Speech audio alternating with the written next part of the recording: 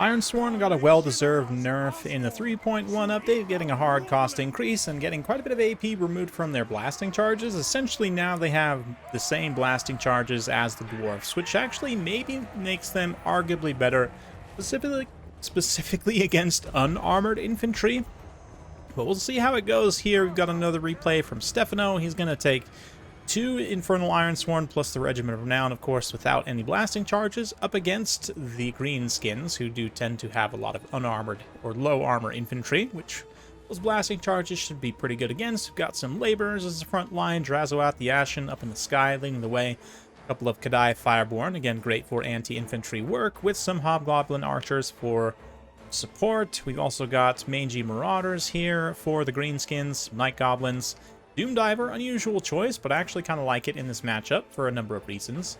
Yeah, we'll talk more about that in just a minute. Nasty Skullcrows, got some Savage Orcs mixed in the front line. Squig Herds, we've got some Broken Tusk Mob here, Night Goblin Shaman. And, yeah, Orc Boys.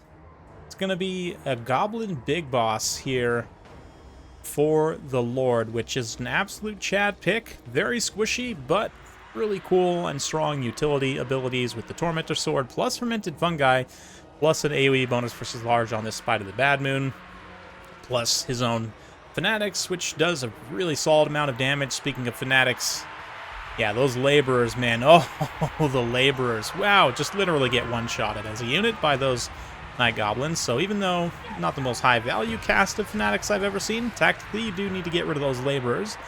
Kadai Fireborn going to be a little bit late to respond, but they will definitely be more than a match for those poor Night Goblins. Meanwhile, over on this far side, looks like a Breath attack from Drazoath is going to try and shut down the Doom Diver, plus him charging into melee, plus Kadai charging into melee in the front line.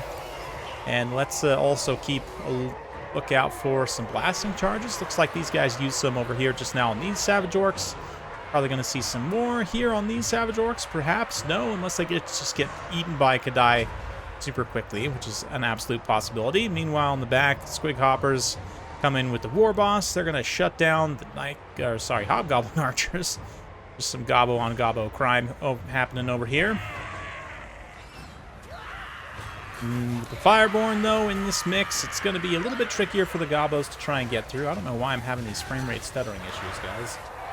Got a couple of little hang-ups right there. No idea what's causing that, but anyway.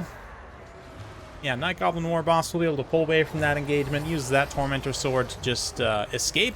Also going to pop the Fermented Fungi here on these Infernal Ironsworn. Importantly, does debuff the melee defense, so as those Crimson Killers get into the fight, should be able to make much more solid contact. Not to mention, Kadai also going to be charging into the woods there, fighting a little bit inefficiently in the forest. But regardless, Wa being popped now map-wide, and that's going to give obviously a big damage spike, especially as some of these Ironsworn start to get surrounded. It was a fairly tall build for the Chaos Dwarfs here, so Immortals, though, are able to hold out mostly just fine. Little breath attack there into those Black Orcs, obviously high weapon strength, not necessarily the greatest armor-piercing damage, but still should be able to get some really nice just damage in general. Drazoath's going to come down to try and snipe the Night Goblin War Boss, but these Squigs have anti-large right now, not to mention the Black Orcs, or at least they did temporarily while that effect was active. It looks like Drazoath's animations are also just kind of bugging out right now, where he's not able to actually attack,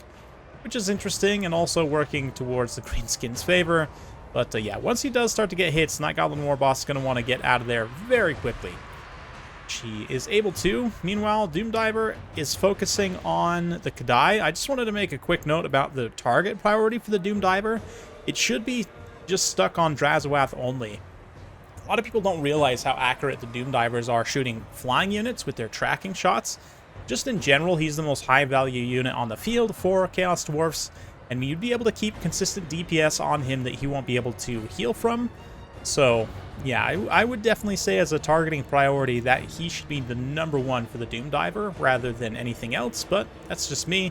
Greenskins are doing a good job getting these routing units off the field with their Squigs and whatnot. Meanwhile, here in the center, The Immortals just getting Itchy Nuisance, getting Tormentor Sword. They're down to only 0 melee attack. And their weapon strength significantly debuffed, obviously, as well, between the Poison and Itchy Nuisance there.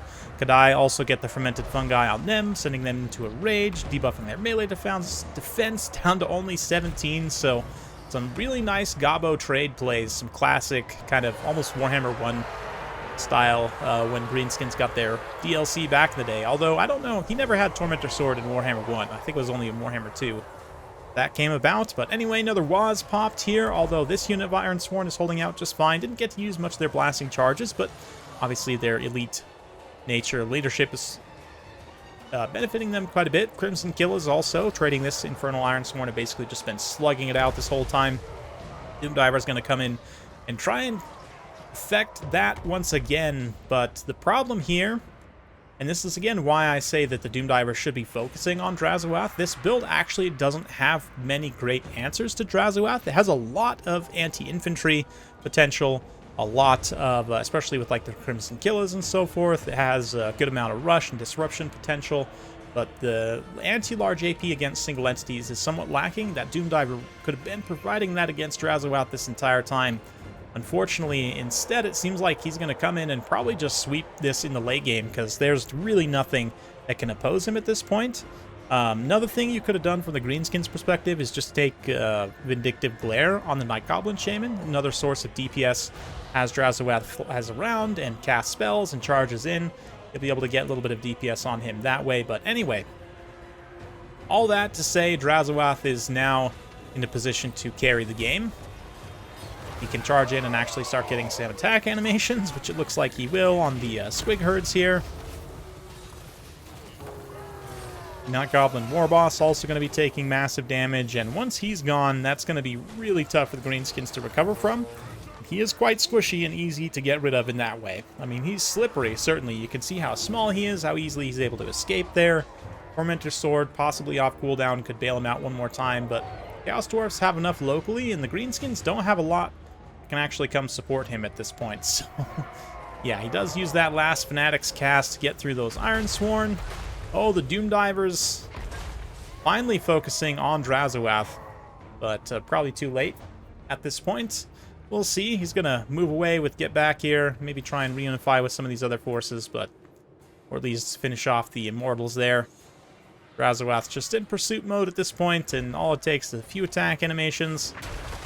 Notice, though, I mean, he is still taking some damage, and even just in the short amount of time that, I mean, whatever, 30, 45 seconds, the Doomdiver's been targeting him, it's been able to get a couple of hits.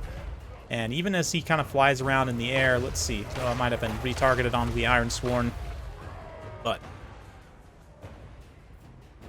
fast forward to this late game, it looks like the Fanatics did come back around for one more cast to actually miss through those Ironsworn.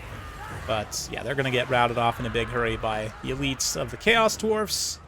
Night Goblin Warboss getting chased off. The Doomdiver does still have some ammunition and is probably going to be able to shatter those Ironsworn there. And, I mean, the Doomdiver literally almost carries this by itself for the Greenskins. I think, had the Doomdiver been damaging Drazoath over the course of the battle, I do think the Greenskins probably would have won this. I mean, there's other factors at play as well, of course. I'm not saying it's completely black and white, but they would have had a much better chance to win. How about that? Regardless, though, very well played to both players. Definitely an interesting one. And Doomdiver still manages to pay for itself. So, actually, like I said, I really like the pick here. As a lot of people have kind of forgotten about this unit, I feel like. Like, you just don't think of Greenskins as an artillery faction, but especially with that Arc of Fire allowing you to fire up and over obstacles, the tracking shots, just in general being very accurate, you get some really nice damage in on those high-value targets of the Chaos Dwarfs, as it did here. The Immortals and the regular Ironsworn, Immortals definitely do great. They get some really nice value. The regular Ironsworn are just kind of meh. But very impressed with the Kadai Fireborn as well, I have to say. They seem a lot better this patch, like they're functioning as intended. Drazoath, also quite scary up in the sky, managed to get quite a bit of value. The rest of the Hobgoblins are just meat shields after all, so they just die mostly. I didn't really see what the Broken Tusk Mob did. I apologize, I wasn't highlighting it too much. Probably went after Kadai, I would imagine, but actually got out-traded a little bit there. And yeah, I mean, Crimson Killers do a great job. Doomdiver already highlighted. Night Goblin Warboss didn't actually get that much value in and of himself, but I love the the pick as kind of a skill pick, to be honest. One Savage Orc also gets really nice value as well. A couple of decent Fanatics casts, so nice back and forth there. It's the targeting priority. Had to call attention to that with the Doom Divers, because a lot of people don't think of it as an anti-air artillery piece, but it's definitely, over the years, helped me a lot to overcome, like, Dragon Malekith or other various expensive flying scary things. So definitely take that into consideration. Hopefully you enjoyed this. If you like this sort of content, be sure to like, subscribe, hit that bell notification button. Every time I upload a new video, you'll be notified. Thanks again. We'll see you next time.